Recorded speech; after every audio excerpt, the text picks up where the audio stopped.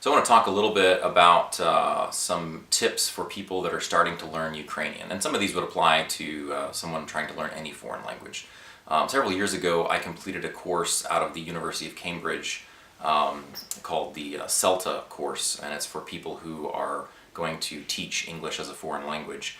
And one of the things, and our instructors were all professional linguists from the United Kingdom, and one of the things they brought up is this common misconception that language is more difficult to learn for older people, or you have to be particularly intelligent to learn another language, a foreign language.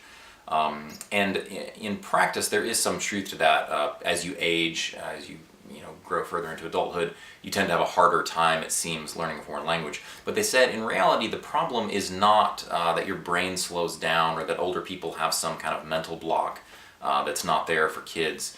They said the biggest hindrance to people trying to learn a foreign language is their inhibitions. If you think about it, children, especially little children, they start out learning their first language without any other language to compare to. They have no language at the beginning. But that doesn't really, and if you think about it, it usually takes most kids, a couple of years before they're really actually starting to talk on any kind of a conversational level. But the advantage that children have, which we sometimes deprive ourselves of, is that they're not afraid to make sounds. Even if they don't know any words, they'll just make sounds of any kind just to try to express themselves as best they can. And they're not worried about embarrassing themselves or being laughed at. Whereas we who've reached adulthood, we've in many cases become too sophisticated for that. We're afraid that we might say something wrong and we want to get it just perfect.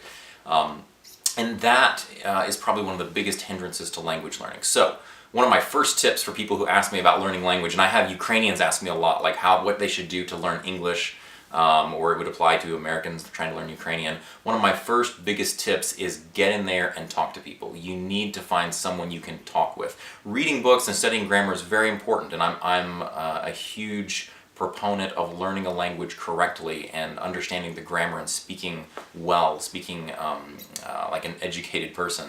But at the same time, there are many people who learn a foreign language from books, but they are unable to communicate verbally. And I would say that verbal person-to-person communication should be your highest priority when it comes to learning a foreign language. So whether you talk to people on Skype, or ideally if you are able to live in the country where people speak that language you're trying to learn, get out there on the street, go to people's houses, have them to your house, and don't be afraid to make mistakes. You're going to make mistakes. People are going to laugh at you because you say things that are funny. That's normal. But if you allow yourself to be embarrassed or to get worked up by that, that's going to hinder you at every step. The people that learn to speak language the best are the ones who dive in and try.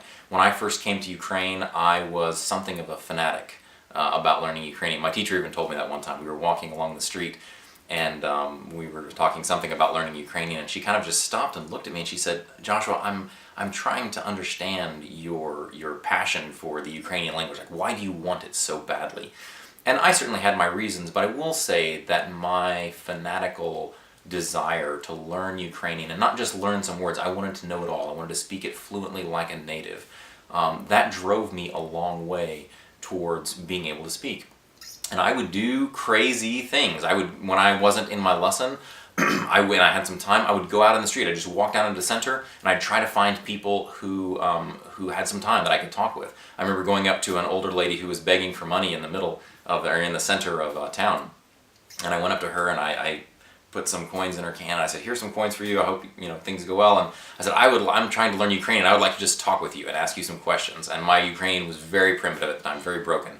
And she was somewhat suspicious. I don't think she'd ever encountered anything like this.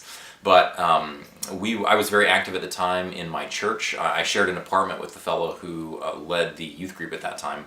And we would have these groups of teenagers to our house regularly. And I remember in the early days, I would sit there and I would have all these teenagers, 15, 20, sometimes more people sitting around in the living room drinking tea and so forth. And my initial impressions were that I was surrounded by this swirling noise that was unintelligible. I couldn't tell where one word stopped and another word started. And in the early days, I was discouraged. I thought, man, maybe I'm not making progress quick enough. I really didn't have a basis of comparison. I'd never learned a foreign language before. And I worried that I wasn't progressing quickly enough, that maybe I wasn't smart enough to learn this language. What if I stayed here for 6 months, a year, couldn't get it? What would that mean for my goals here in Ukraine? But what happened is, over time, as with many things, when we learn something new, you begin to notice patterns. You begin to see repetition. You begin to recognize words like, oh, I've heard that word before. Maybe you don't even know what it means at one time.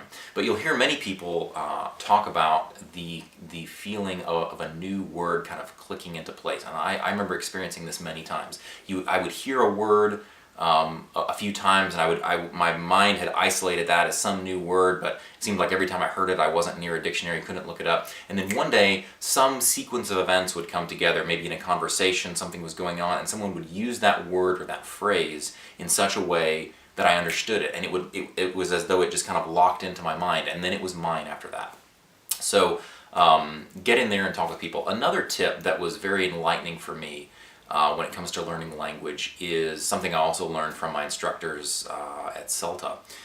And that is that as humans, we tend to absorb language not in individual words, but in what you might call language chunks. So if you're a native English speaker, for example, if you think about the phrases and sentences that you use on a daily basis, your mind does not start every sentence with a bucket, as it were, of individual words and then chain them all together custom every single time. You have ready-made phrases and chunks in your mind that your mind pulls out. Things like the day after tomorrow, or one that I just said a moment ago, ready-made. We have these chunks, and we've over time built up lots of chunks of language in English, and our brain has a broad array of them, and when we speak, our brain assembles them together. And when you learn a foreign language, that is an important thing to focus on, is learning those language chunks. And as you do that, you'll be able to stitch them together, and you'll come out speaking more like natives, because that's the way the native speakers construct their language. So pay attention. It's good to get lists of vocabulary words. Those are important, especially in the early days. But I would say, I don't know how many words in Ukrainian I have in my vocabulary. It's quite a lot now. But I would say probably the majority of those words I learned initially by speaking to someone. And then later I might see them as I read an article online or a newspaper or something like that. But initially those words became mine because I encountered them in conversation with people. I talked with Ukrainians, I heard how they use those words. I started to form a library of these ready-made language chunks that I could pick out and apply to build sentences. And the result was that over time, I began to speak like Ukrainians. I didn't just take individual Ukrainian words and spit them out and build them in the English style. I had chunks of Ukrainian phrases that sounded Ukrainian, and that helped me a lot on my way towards fluency. So pay attention to language chunks, talk with people. Another piece of advice as you have opportunity is to read. If you can, now if you're just beginning and you pick up a newspaper or something like that, that's pretty difficult. That might be discouraging at the beginning. Actually, children's books are a great way to get started reading in Ukrainian.